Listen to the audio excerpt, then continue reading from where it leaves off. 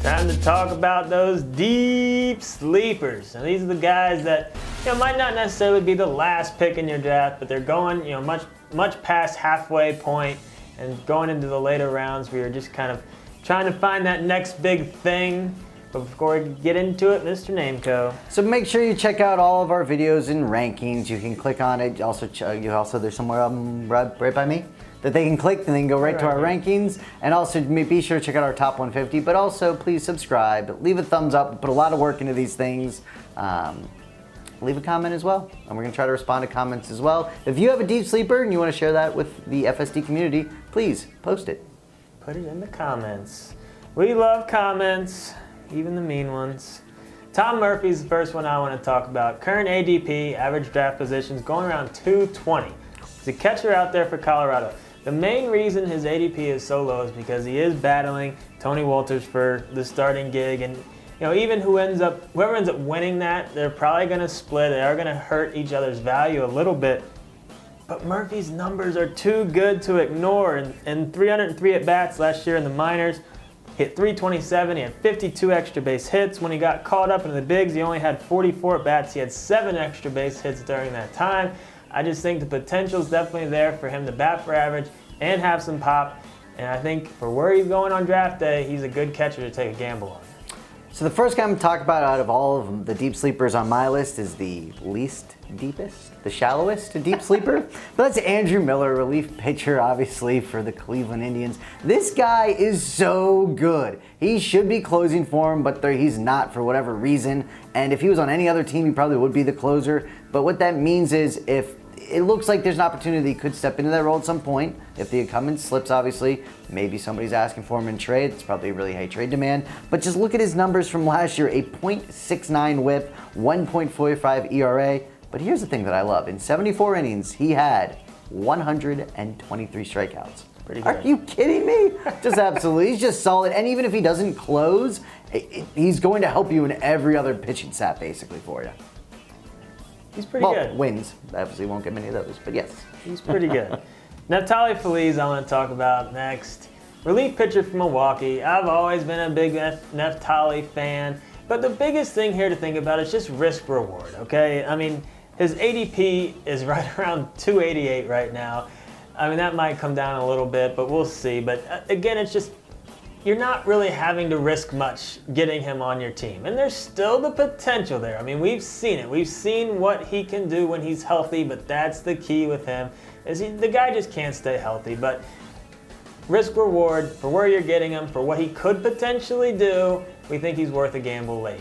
All right, get out your pens, get out your pencils, write this name down, take a screenshot, because I love this guy. Broxton, outfield from Milwaukee. He's fantastic. At 200 bats last year, he had 9 home runs, 23 bags, just about a 250 average. But that was at 200 at bats. I truly believe this guy can be 20 home runs, 30 stolen bases, and you can get him at almost an ADP of the pick of 200.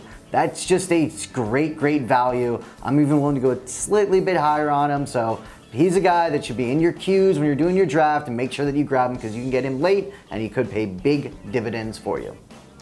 Next, another relief pitcher for you who's not a closer, Cam Bedrosian for the Angels. Houston Street more than likely is the guy out there. He's going to be the guy as long as he's healthy and pitching fairly decent. But Bedrosian is the closer of the future. Last year, limited work, 40 innings pitched, 51 Ks, ERA 1.1. The guy's got nasty stuff. If given the chance to close, he could have huge value. His ADP is over 200 right now, so you're not having to risk much to get him. And Street had a terrible year last year, and he has had injury issues. So there's a legit chance that he gets a shot to close some games this year, Cam does. So not a bad gamble. Again, it's all about the risk reward in the later rounds. My next guy, I was shocked to see an ADP of 284 because he's a Boston Red Sox, and I mean Yankees fans that kind of take their guys a little bit early. But that's Sandy Leone, he's the catcher, and he was great last year. So it was kind of surprising to see that, but there's a reason for it, right? So he almost had a 400 average on balls in play, which is very high. So some of the those analyst nerd guys are like, I got very lucky. Of course, that's how they talked. But there's also 2 other catchers there, so they're saying, everyone's like, he's got a really short leash. this was a stellar year for him. He's never going to produce like that again, so he could easily not be the starter. But if you 284, just go ahead and grab him, because last year, 252 at bats, he had a 310 average, 17 doubles, 2 triples, 7 bombs, 284 ADP. Just grab him if he starts hot and can continue that. That's beyond a steal. Yeah, not a bad second catcher to grab. I mean, that's all that he is a flyer. Vincent Velasquez is next. Interesting, exciting young arm for Philly. ADP going right around 180 right now. And here's the thing, like when you get to that point in the draft, and you watch our bust video, I had Marcus Stroman in there, and he's a guy that, is going above Velasquez right now. But I would rather have Velasquez because of the K potential, and that's why I like him. 152 Ks in 131 innings. In the minor leagues, his ERA was kind of all over the place, but the one consistent thing was the Ks. And if you can strike people out, you have the potential of being an elite pitcher. Yes, it doesn't always work, but it's really hard to be an elite pitcher if you don't have the strikeouts. So I would rather take the guy that has that, hope he gets his command under control and finds a way to have a decent ERA as well. But Velasquez, very exciting young arm, and with an ADP of 180, I think that's a steal. Next, I'm going to speak about Cotton, starting pitcher for Oakland, ADP of 253. So again, this is a very late guy, but he was traded to the A's from the Dodgers last year at the deadline. In September is really when he got into the rotation, and at that point, in 4 out of his 5 starts, he only gave up 1 earned run. Now, he's a pretty big fly ball pitcher, so his ERA is probably, it's going to be over 3, I'm sure, but it might not. But either way, this guy is still, he proved in a small sample size he can do it. So if I have that small sample size and I have a pick after 250 and I can get that guy, I'm going to go ahead and take that guy. So write that guy's name down. Cotton, A's, yeah. The next guy I want to talk about is, he's very interesting to me. I'm very surprised he's not getting more hype based off of his minor league stats and what he did when he got called up last year. But that's the outfielder for the Dodgers, Andrew Toles. Like I said, he was solid once he got called up. But in the minors, 323 at bats, he hit 331. He had 39 extra base hits. He had 23 stolen bases.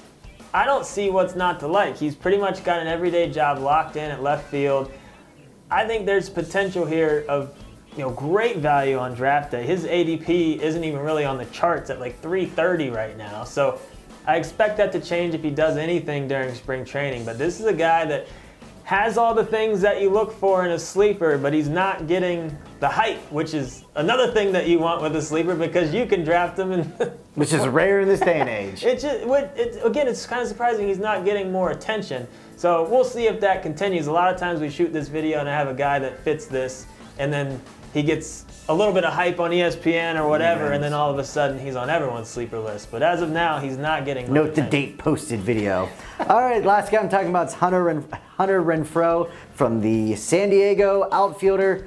And to talk about small sample sizes, he had 35 at-bats last year, but he had 4 bombs and 14 RBIs. That's 35 at-bats. Pretty good. So if you extrapolate over that, no, I'm not going to do all the math. But here's the thing. Obviously, it's small sample size. He looked good. The knock on him, and the reason he's on this list, because I'm actually got a bone to pick with this, I am so sick of hearing, since he plays in San Diego, his fantasy upside's limited. So it's not that, I mean, yes, ballparks play a small factor, but people use that so much. It's just, it just kills me. And it's you only so play ridiculous. half your games there. Yeah, on top of it. So I want to just note that with him, he's got some potential. ADP of 231 right now. But go ahead, don't worry about the park he plays in when you're drafting a guy after pick 200. Heck, when you're drafting a guy in the top 10, don't worry about what park he plays in. Pick a guy based on talent. So we like so these ridiculous. guys. We think there's a lot of upside here. If you want to check out all of our other videos, go ahead and do that. Check out our rankings. Get onto our website. Subscribe to our channel right down here. Give us a thumbs up. Leave a comment. Yeah! Deep sleeper. Give me-